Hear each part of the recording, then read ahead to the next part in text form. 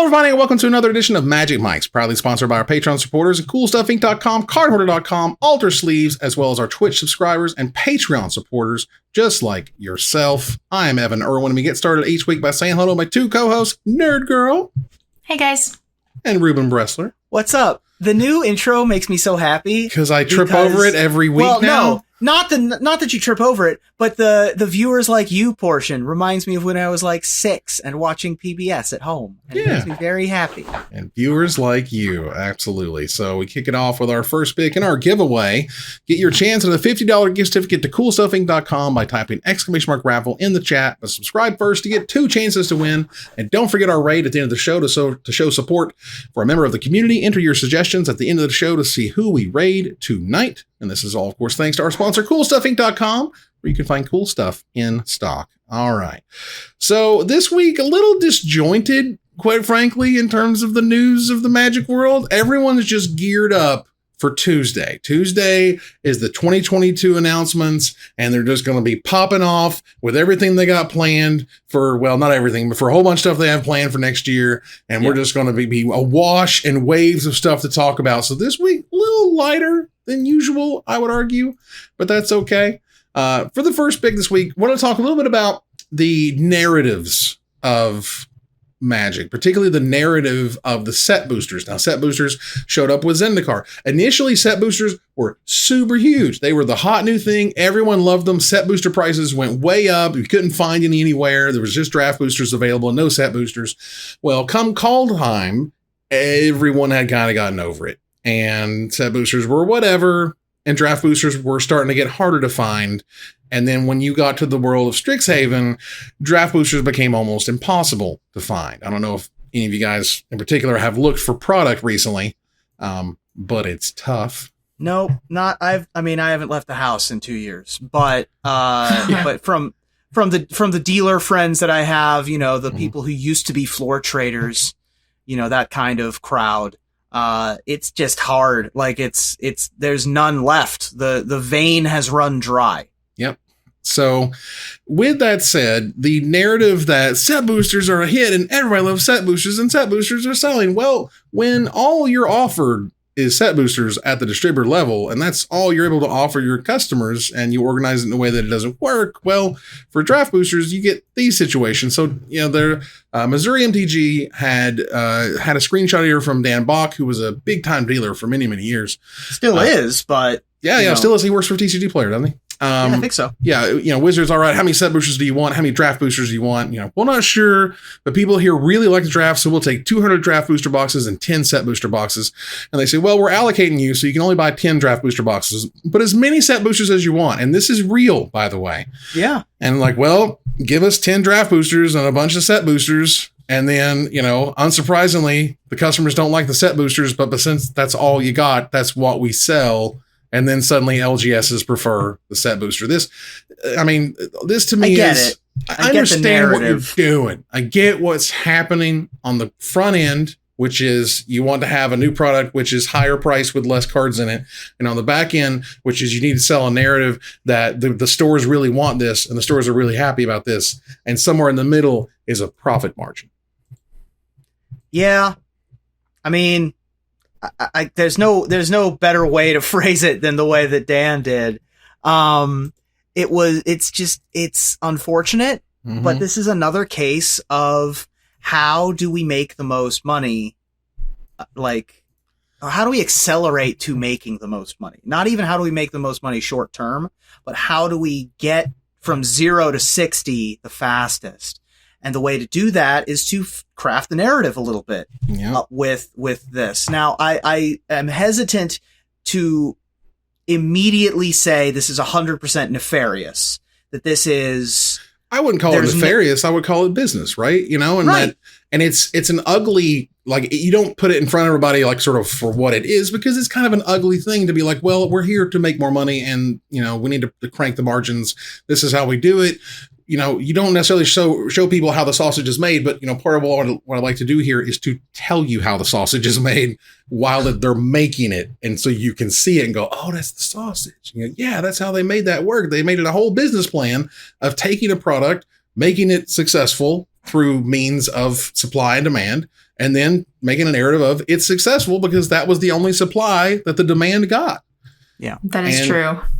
And, look, I'm all about it. Look, Wizards makes money. High five. You guys are great. But, like, damn, don't, it's one of those, like, when we're talking about it and Wizards is just like, that's not what happened. We got the ordering wrong or whatever. It's like, no, bro, you didn't. Maybe it was some part of it, but it sure as hell wasn't the most of it because draft boosters are harder and harder to get.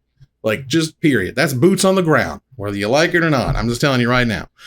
So I too would like more draft boosters, but now draft boosters are being replaced in bundles. We talked about that last week. And that's another narrative of, well, players like set boosters. Well, it's because that's the only thing they can find. What else are you going to say you like? That is true. The only way that changes is if people stop buying the set boosters, right? Like if you decide that, as a group that, they have to become less profitable in order for that to ever change. And I don't know if that's ever something that will happen, with the way the Magic community is. And you got to be careful because they can flip the other side of it too, which is if it starts failing, they go, well, draft sales are failing. Well, so if both sales are failing and one of them is available, you craft narratives that way too. So like, it's tough because we've been waiting on something that Wizards does to just blow up. Like it doesn't sell. It didn't work. No one likes it.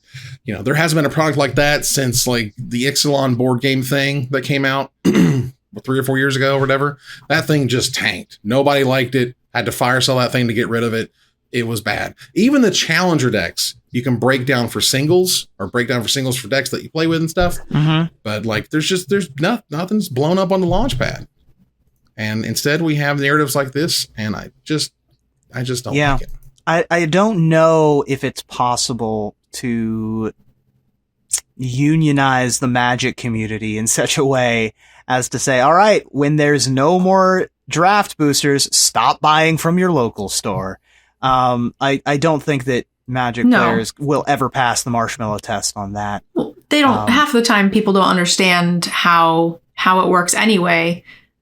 With all of the stuff that was going on a few months ago, I had made a comment about like, okay, well, they're removing money from the prize pool. They're cutting the creator program. They Houdini'd the Greenlight Fund. They did all of these things. Mm-hmm. And the only way they're going to stop doing it is if we tell them, right? And the only way we can tell them is by record-breaking profits every quarter or whatever, stopping. We're telling them so loud and clear that this is the wrong thing to do.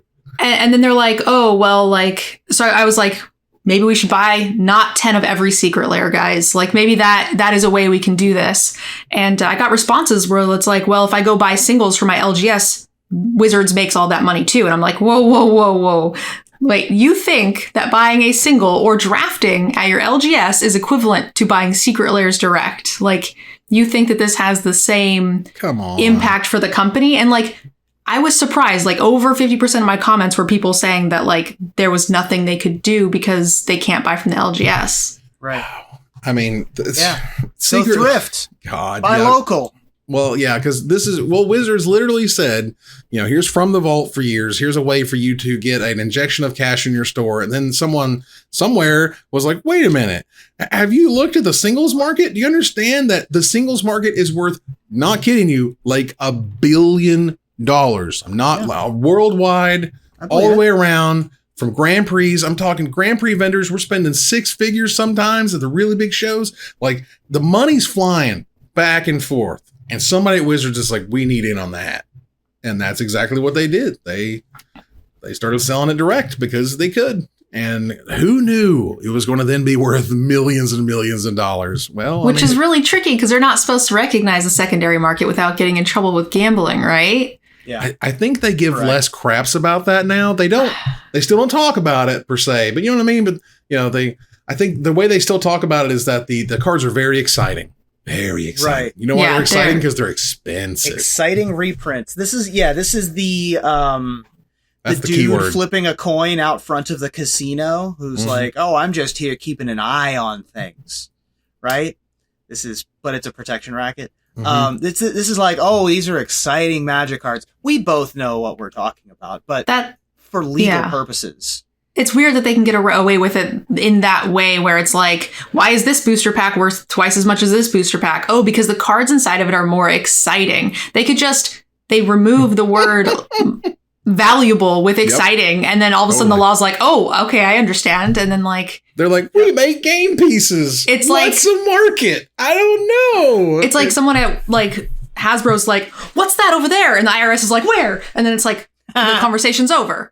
Right. And I don't get it. That happened with Incredible. the judge program, because Wizards would compensate judges with packets of foils worth hundreds of dollars. And then, but to the government, it didn't cost them hundreds of dollars to make those cards to give them as compensation. That's called tax fraud. So yeah, that program ended really fast. That was a long time ago. Either way, we move out of the first pick to gather the townsfolk thanks to our sponsor, cardhoarder.com. Get that slide up there. Offering the best inventory prices and delivery of cards for Magic Online. Longtime supporter of the show. Card Hoarder is fantastic. And I hope Magic Online sticks around, because they are reliant upon it. So. Still the only way to cube. Yeah, the only one. I don't count the Arena Cube. It's not a thing.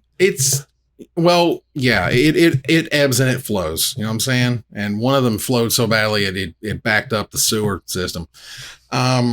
So there was a Blogatog post here where someone said, hey, Mark, just want to thank you for an amazing year of Magic. They love the stuff. They said they're not a fan of AFR and has concerned me for the future of Premier sets. Premier sets being the way to say standard sets, but they don't say standard sets anymore because they don't design for standard. They design for other stuff. But they say they're not a fan of AFR, concerned for the future of Premier sets. I wish Premier sets were reserved for Magic's own IP. And he says future sets with non-Magic properties will not be Premier sets. So the last thing we heard about Lord of the Rings was that it was going to be a set in standard, as I recall. And so now, because that was going to probably be the thing for AFR next year, was going to be the Lord of the Rings set instead of, another core set or whatever. But again, that was the assumption based on the way they were talking about it. But instead, you have this. So that also could mean there's going to be no more D&D in standard based on this response. Which I hate. I think that the summer set should be D&D themed every year. I think that's cool. Great. I think that having a powered down summer set is going to happen, either a core set or Origins style or whatever. Mm-hmm. And if you make it D&D themed, that's cool. Like, that is a thematic connection between the powered down cards. You could even have a D&D format at that point of cards that are only ever from D&D themed sets, which would be a powered down format and would be another cool way to just play Magic. I also would like to have a Lord of the Rings set. I think that would be awesome. I mean, we're still getting it. And in standard. Right. I don't care about these fake Magic sets. Now, the Maverick Girl in chat here notes that the original Universes Beyond article said they were only going to be non-premier releases. But then again, if you lump D&D in with it, then that's different, right? That's different from what they said. I think the annual D&D set would be amazing. They could theme the books around it that they release around that time. I mean, you could really cross-brand synergy. Marketing words go here. Money could happen. Money could happen. I don't know. How you feel about it, Nerd Girl? I like the D&D sets. I don't mind the crossover. I know, like, when it comes to some of the crossover things, I haven't heard too many people be too upset. I mean, the die roll thing, which I guess is very D&D, but not anti-D&D itself or crossover. I know that, like, the Walking Dead thing was like a crossover that pissed a lot of people off, but because it was like a good card that was only available in that one thing. Mm-hmm. So I don't know. Yeah, and not it's a tight legal set too. Scary line that they're walking, I guess. Right, because we have in the chat here saying they've stated more than once they never considered AFR to be Universes Beyond, but the way that he replied to this, for me, implied that it was. Does that make sense? Yeah, so if you go exactly as words written, right? He says specifically, future products won't be using things from outside Magic IP. Right? Mm-hmm. The D&D set is already in a Magic product. Okay. So we're already grandfathered in. So what he's saying is... I'll take it. He's saying it without saying it. in that D&D already counts. Like, we might have future D&D sets. That's what I think. I want future D&D sets. I thought this was brilliant. They did a great job. New dungeons would be super cool. Like, push the venture mechanic a little bit more. Like, let's go. That sounds like fun. I want more dungeons, too. Yeah. That'd be sweet. But either way, I thought that was interesting in that, we're going to get the Lord of the Rings set, but it's not going to be a standard set. It's going to be Battle Bond type, conspiracy type. We might not even get it on Arena. I hope we do, stuff like that. Okay. All right. So next up, I want you to tell me you don't want to work on Gatherer while not telling me you don't want to work on Gatherer. The companion card database launched. Let's get this thing up on screen here for you.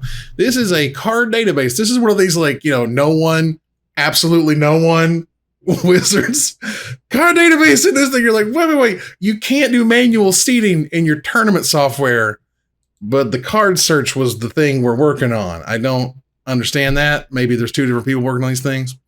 You'd hope so. But either way, there's a card database and you're able to search it with various options. I've not downloaded and used this myself yet. I also note one thing here is that some images I've heard being used are low quality. I'm guessing they had to use Gatherer images because those are trash, and Scryfall images are amazing. And this is the update no one asked for, but we got anyway. It's nice that they have an app. Cool. I'm going to keep using Scryfall. That's the end of that sentence. Go ahead. How they're allocating their resources is a tad bit baffling. It's, I promise you, the one thing they told Wizards over and over, these are the stores that participated in the beta program for this software. They're like, please give us manual seating. It matters in so many ways. It matters when people are late, when somebody's disabled. Like there's a variety of reasons why you'd want to manually put person A in this seat versus the other person. And they're like, we just don't think it's just people are going to abuse it. They're just going to abuse it and run mock tournaments and I don't know, abuse the system or whatever. And the tournament organizers are like, just like you can kill somebody with a hammer, yes, but you can also build a house with one. Could we just please get this feature? And they're like, maybe. And then they kind of came around after it came out. Thousands of stores used it. Thousands of stores told them. And then we see a card database. So, okay. That happened. It's, I don't know. Speaking of things, I got nothing to say on it. I know. And, look, I dunk, but look, I appreciate the work. Trust me, this looks cool. I'm glad Magic has a cool looking card database in its official companion app thingy. But if the images are bad because you can't use nice images, improve the image quality. By that, I mean, could we just have Scryfall be the official Magic database? Like, we've solved this problem. Wizards, they don't want to think it's solved. It's solved. You lost the battle. The war was done years ago. Between the fact that all the images are crap, between the fact that you can't even look at historic as a format on Gatherer. And I get why. I understand why. You know why? No one likes to work on Gatherer. I've talked to people who worked at Wizards. No one likes to work on that software. No one wants to work on that database. People don't even like to use it. They just use Scryfall now, just like everybody else. I don't get it. I really don't understand it. It's weird. Anyway, something that's not weird is what's going on with the reprint of the convention edition of the mystery booster. This is going to have the test cards. The test cards are just stupidly expensive. They're so stupidly expensive. Hundreds of dollars for some of them. Well, when you look at this card that I bring on screen, and light mode shade can come now. Shame me for light mode now. Yeah, but I'll wait for the Discord. It's fine. But look, this character on the right is what you would call Pusheen. Google Pusheen. Yep. This is what Pusheen looks like. My guess is they got a call from their lawyers, and there was a lot of stuff that we'll never hear about because lawyers are going to do lawyer things. And the next thing you know, it is going to be a different picture altogether with this cute little rabbit looking thing that looks absolutely nothing like a kitten in any form or fashion. Semi-close though, but yeah, definitely. Same shape, yeah. Yeah, it's crazy. So what is the difference between the Yawgmoth card? I think the text of the actual Phyrexian changed of some sort. I'm guessing they made some of it up on the first one, and then they made the actual language because they made the promos and all this other crap later, and they're like, oh, we need to actually put something that makes sense if you know Phyrexian or can translate it. I don't know. I'm guessing there. I have no idea why they're changing it.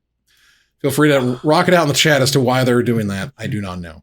So we talked about it a little bit in the pre-show.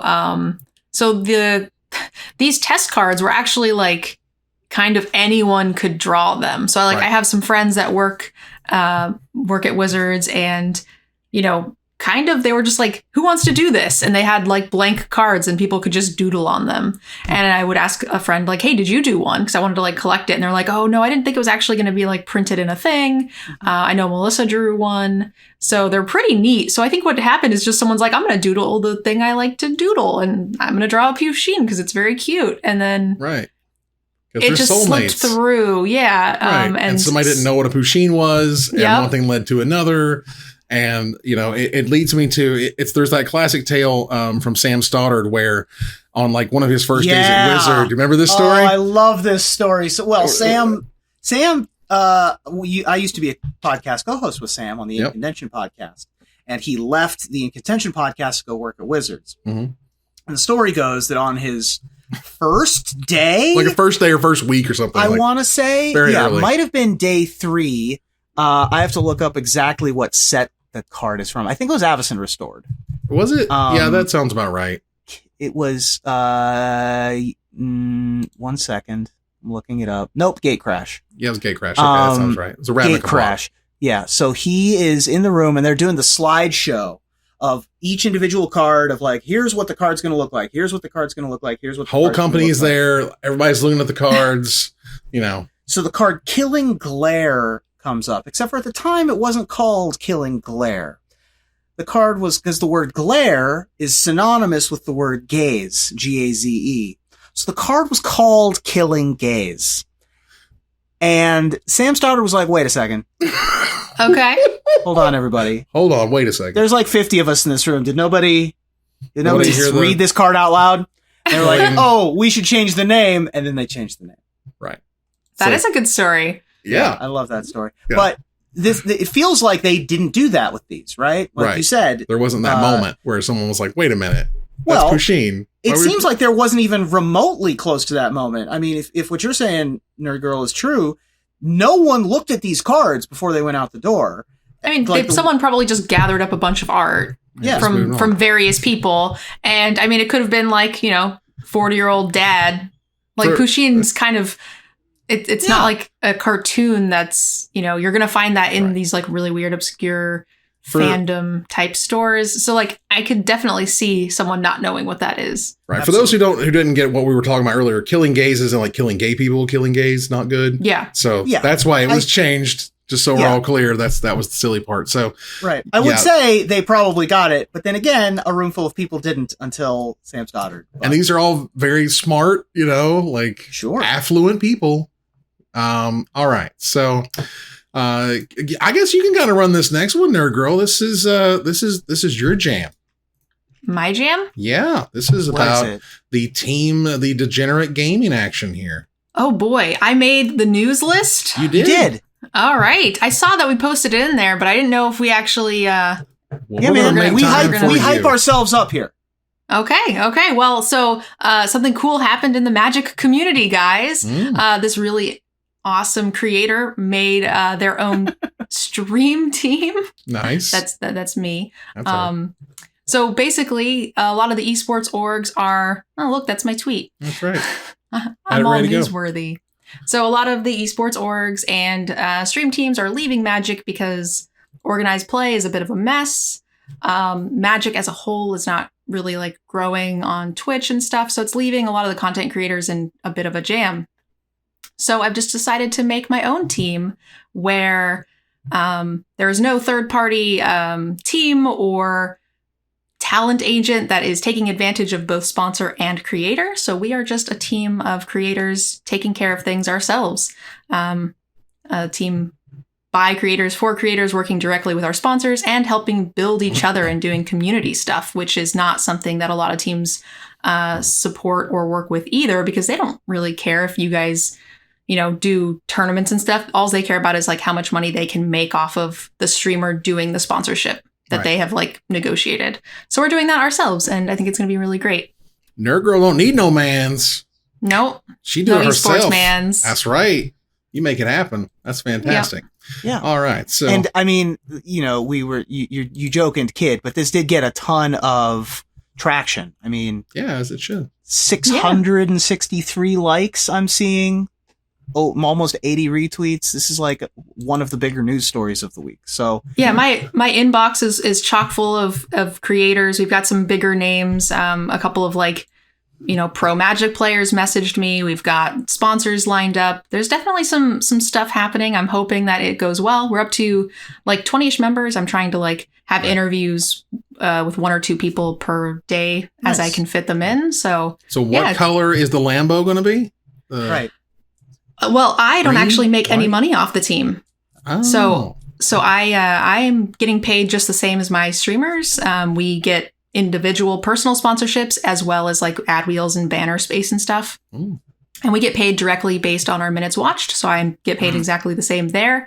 The only thing is that I negotiate a small amount on top for my mother, who's going to help with our deliverables, making sure every week that the streamers, do their sponsored streams, have their ad wheels and panels, collecting clips of the shout outs or product openings, and giving that to the sponsors.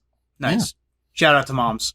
Yeah. Moms rule. All right. So good luck on that, obviously. We hope that's thank you. fantastic. I am tired of holding on to Evan's coattails. I'm excited for there to be additional coattails. Well, I dragged Ruben, you're going to be a part of it. Yeah. Am I? Yeah. So is this breaking news? So I, talked a lot about doing the community side of building with creators in the Magic community. And one of the things we want to do is have a D&D night with our team members. Ooh. And I hit Ruben up to be our DM. So you guys might see some of that live streamed on Twitch soon. This is actual breaking news on the show. I didn't even know this. They told me about this. I know. Jeez, guys. Yeah, I mean. I see how it is. I understand. Well, you can send an Would application. you like to play? Yeah. Oh, I mean, would Magic Mike's like to apply? Technically, you're a creator. It's true. We could apply to the stream team. To be on my Degenerate stream team. I mean, that's not a terrible. This is probably better. There is some amount of self-dealing here that just gets Inception levels deep. This is I work for cool better. stuff. We're sponsored by cool stuff, and Degenerate Gaming sponsored by we're just cool stuff on cool stuff on cool stuff. This is like when Ethan Hawke got a part in Moon Knight because he lives down the street from the guy that's playing Moon Knight that I'm forgetting, Oscar Isaac. Yeah. That's like this. This is probably better saved for the pre-show, but yeah, I'm excited. Yeah, that'd be neat. We should talk about it. All right, so other stuff, newsworthy things. Unfortunately, some bad news or some sad news. Voice of All is finished with their podcast. As I understand it, they did this for a very long time. This is on the lore of Magic. 5 years they said here, almost 5 years. I think that they were before Magic Mike started. It's a little bit less, I think. But they got started soon after we did. It wasn't very long. So they were doing basically they were reading the Magic stories like radio plays. Yeah. And they were turning them into professionally recorded, highly produced podcasts that you could listen to on your way to events or at home. And there was a huge backlog of these, and they were producing them as they were coming out as well. Right. I played Leovold in one of the stories for Voice of All. Mm-hmm. And a ton of Magic content, dozens of Magic content producers have been voices for Voice of All. And they've been, I believe that they were a patron and in the Discord for a while of our show. Mm. I mean, it's a sad thing to see go. I'm not terribly surprised considering the state of the Magic story and where, there's a huge barrier for entry now to get to the Magic story. And so making a radio play, making a podcast of something that used to be freely available and is now sort of paywalled is difficult. And also people move on, people change. There doesn't have to be a reason for a podcast to end. Of course, It is sad. I will miss Voice of All. But I'm glad for the time that we had with it. Yeah, absolutely. Sometimes they can change and morph as we have demonstrated, and sometimes you just stop doing it. Yeah, that is what that is. So as we move on to Desperate Ravings, you can check out altersleeves.com. Support the show by using the code MagicMikes at checkout for 5% off anything in the store. at ultrasleeves.com/magicmics. Check out the stuff, buy things, save money, enjoy yourselves. Let's move on here into Desperate Ravings. So this is a weird, how do you frame this thing, right? How do you kind of explain this? There was a discussion essentially about cosplayers and paying cosplayers for work, and then it kind of went to Christine Sprankle. Sprankle had this iconic image. Go ahead, Ruben. So I'm a little uncomfortable with showing any image in this news story. I wanted to preempt you before you put anything up on the screen. Sure. Because the tweet was deleted. Right. The tweet was deleted. The sentiment is the same, but the tweet was deleted in that essentially they were noting that cosplayers got very little support from Wizards. Various tournament organizers was neither sort of here nor there. But I can tell you about from Star City's point of view, again, this was years ago or whatever. There would be a flight, there would be a hotel room for them, and they would get a case of product of any standard, box that they would want. And that was the deal. That was the setup. That was the compensation. Case or box? Case. Okay. 6 boxes of whatever standard set they would like. Yeah. And so that was the setup, and I did that with many cosplayers throughout the years. And that was just kind of how it was. But in terms of whatever Wizards did for the official, like the shot that made it into Rolling Stone, right? She got nothing from Wizards on that. And that kind of sucks, in many ways. I understand from the business, Wizards is not required to give her literally anything. But at the same time, it's a little weird when she provides such exposure and, showcases your game in such a nice way that you don't do really anything with her. So did she take the photo for Wizards? No, Joey Pasco took that photo. And Wizards just took it for promotion without... I'm sure Joey gave them permission because Joey's a super nice guy. I was just going to say, shout out to Joey Pasco, another In Contention reference.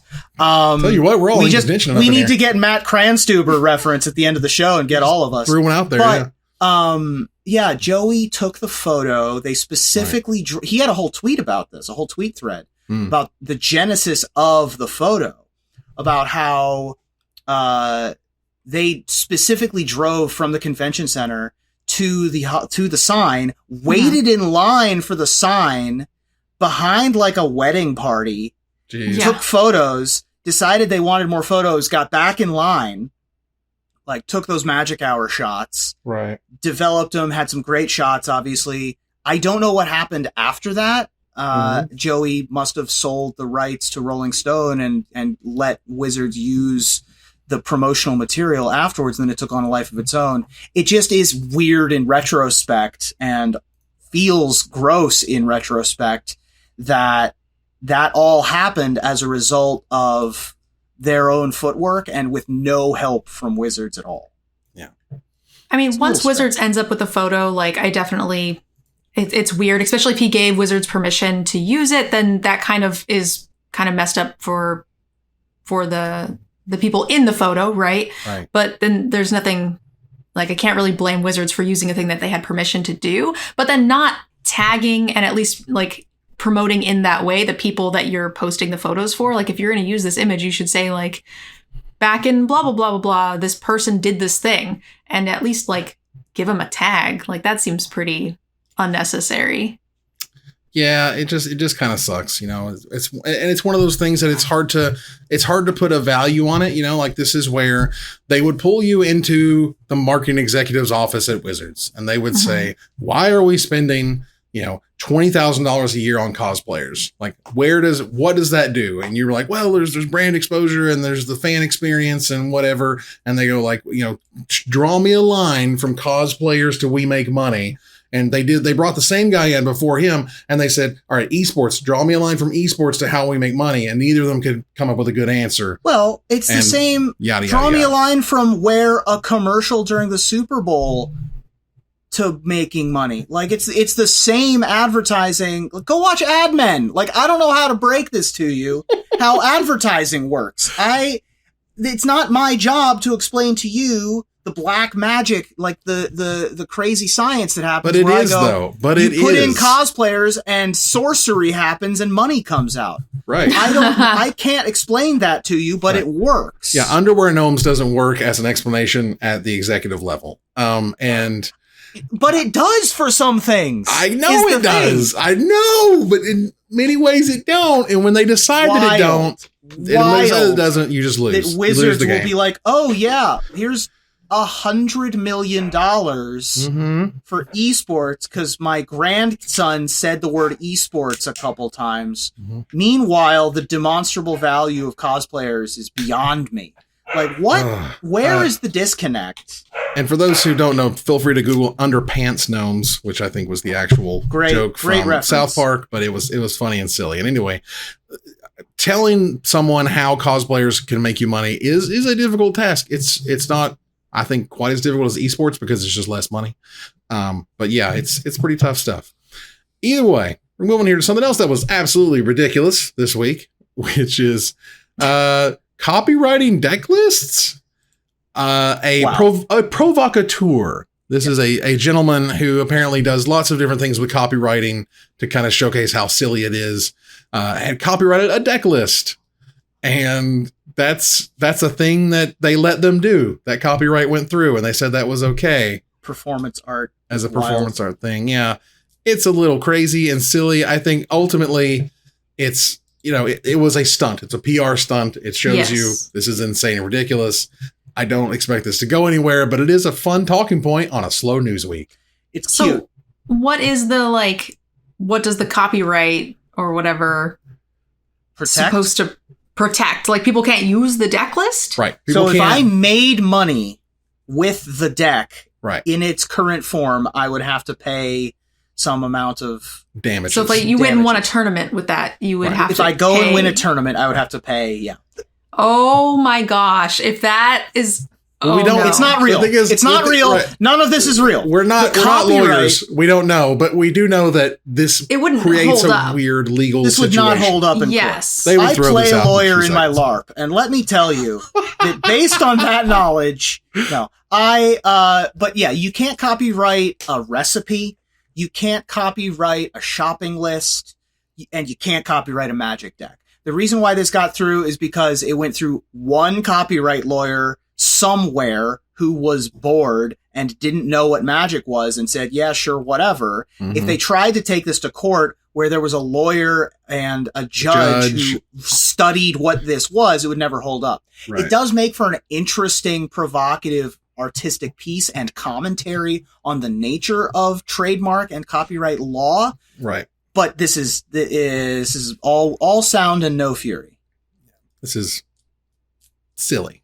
And I'm sure he gets paid based on however many things he stamps copyright on, right? And then... I mean, he gets paid based on how many news articles and Magic Mike's type shows talk about him, I'm sure. No, I meant the guy, you said one person who didn't know what Magic was did it and pushed it through. I'm saying that person probably doesn't care. They're just I'll copyright like this dice, whatever. Like pay me my fee and then I'll call it a day. Yeah, think of it as like, well, it's like a small book or something. It's just got a few lines. Maybe it's poetry or something that could chunk it out of here. Right. Whatever. But yeah, ultimately, it's just a cool thing to think about. Like, would you be able to do that? Why would you do that? Would that make you play differently if you knew somebody went to the expense of copyrighting the deck? It just we've definitely had it's part of the net decking quote unquote discussion, but also the historic, deck archetype discussion of the old story of the dude in Nebraska who figured out Flash Hulk. 2 weeks before GP Columbus, and then it accidentally got out, and then it won the GP.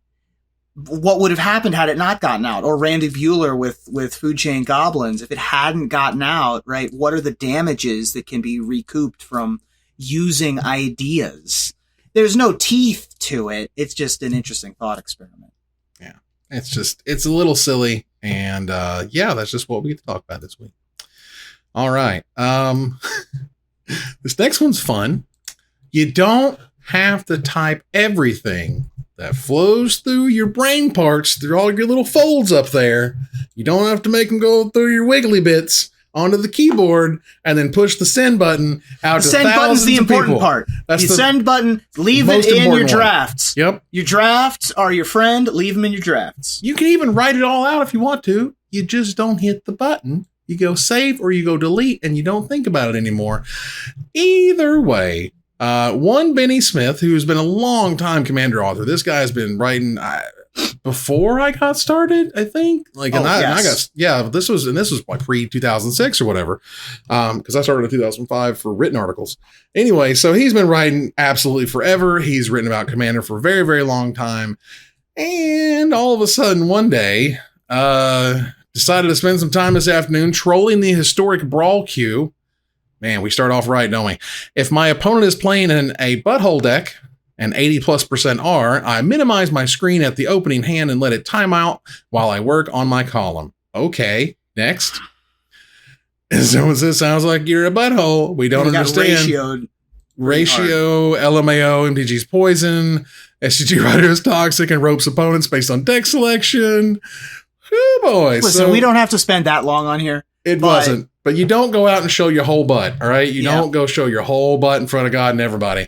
And you don't have to, like, what was going on here? Was this about internet points? Like, what was he expecting to happen, you know?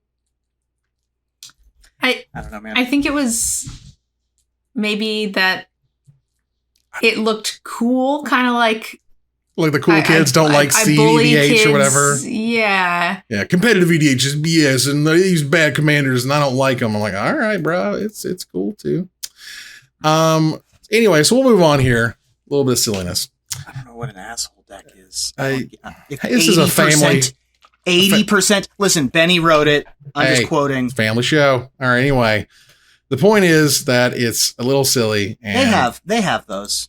Right. Everybody poops. Insight Esports is a organization that I don't really know what's going on with them, but everything I hear about them is negative, and that seems bad.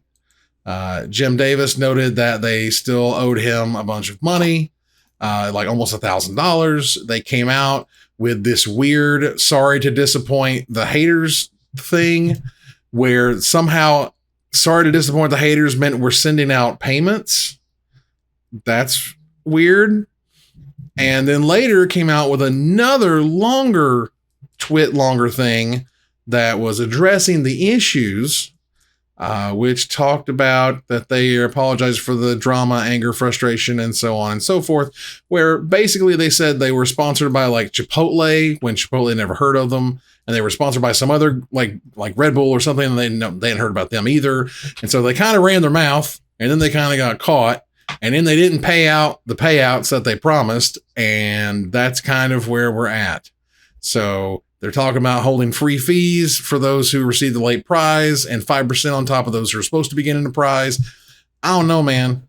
When it comes to tournament organizing, the one thing you got to get right every time is to send the prizes. And when you don't send the prizes, everything falls apart from there. It's really straightforward, quite frankly. So if you're not cutting the checks you promised to cut, don't really know what to tell you. Yeah, I'm wondering if it's like a thing where they did have like someone who was going to be a backer, and then they publicized it, they backed out, and then they think, oh, well, we'll find some way else, like other way to get this going. And then nobody showed up. Maybe they hoped that was supposed to be Chipotle. I honestly have no idea. I know that they've been in my inbox several times, inviting me to play in their events. I bet. Please spend your time and your efforts on our events for free. Yeah, there's a lot of shady I'm characters taking a look out at at the messages themselves, and it is a bit like out of nowhere. A 5K standard open from a pretty small org, 1,300 followers here on Twitter. Right. And I think I've met at a GP. I've met someone that was part of that team. But again, a pretty small org and a 5K open is big game. Like, yeah, it's serious dollars. And you don't just kind of swing that money around if you don't know what you're doing. Or if you do, you're going to lose a lot of money. And that's kind of sounds what happened here. I wonder if they thought like, hey, we'll just make this really big prize pool and we'll be the only one doing something like this, which will make us skyrocket and take off. And then we can like recoup those funds somehow. And that just didn't happen, I'm guessing. I guess so. I don't know. All right.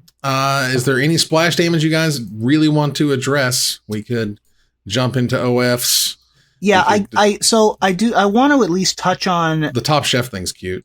Yeah, I want to touch on both of these. All right, so, go for it. OnlyFans to ban sexually explicit content. I've been seeing a ton of people talk about this, and I don't think a single person has read this article. So I want to very specifically mention, don't share this article unless you understand that this is not banning sex on OnlyFans. It's banning sexually explicit content, which is defined as like what you describe as hardcore. Right. With the difference between sex and sexy. Right. So read articles before you share is all I'm saying about that one. Right. So if you're not making hardcore content and I don't need to define what hardcore means. You know what I mean? It's one of those, when you see it. The Supreme Court the Supreme Court decided what pornography was 40 years ago. So. Exactly. So that's what they're getting rid of. Either way, let's go to a much happier story. This is cool. This is really cool. Milan, Bhayana, I believe is the way you'd say that. Yeah. They are going to be on Top Chef. They're doing a new Top Chef thing called Top Chef Family Style. And it turns out a Pro Tour competitor, one of the youngest ever, as I understand it, is now making their way to Top Chef. And that's awesome. Yeah, that's awesome. So Milan is going to be on Top Chef Family Style with his mother? Question mark? Maybe. Aww. I didn't actually get to watch the trailer. That's the theme of the season is young kids with parents or guardians. Yep. And Milan famously was one of the 12-year-olds on camera at the Pro Tour several years ago at this point. So Milan is 14 now, 15 or something like that. Right. But still very cool.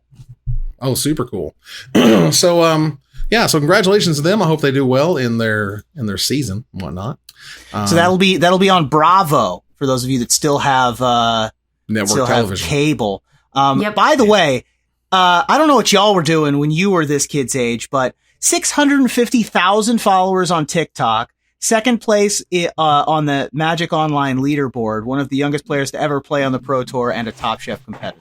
12 years old, I can barely pick my nose. Like, for God's sake. Jeez. Guys. That's a lot. More adult now than I've ever been. Crazy. Let's turn the corner here to the finisher. The highest tier of flesh and blood competitive play is the Calling.